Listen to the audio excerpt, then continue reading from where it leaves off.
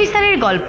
চাঁপাইনবাবগঞ্জের শিবগঞ্জ উপজেলার কালীগঞ্জ সীমান্তে তখন কঠিন পরিস্থিতি। ভারতীয় দিক থেকে আসছে ক্রমাগত উস্কানি, কিন্তু একজন সেনা কর্মকর্তার নেতৃত্বে বিজিবি সদস্যরা কঠিন পরিস্থিতি সামাল দিয়েছেন সাহসের সঙ্গে। সীমান্তে বসবাসকারী সাধারণ মানুষকেও আস্থার সাথে নিয়েছেন পাশে। বিজিবির মহানন্দ ৫৯ ব্যাটালিয়নের লেফটেন্যান্ট কর্নেল গোলাম কিবরিয়া চাঁপাইনবাবগঞ্জ সীমান্ত দিয়ে ঢুকে জোর করে আম গাছ কাটতে চেয়েছিল ভারতীয়রা।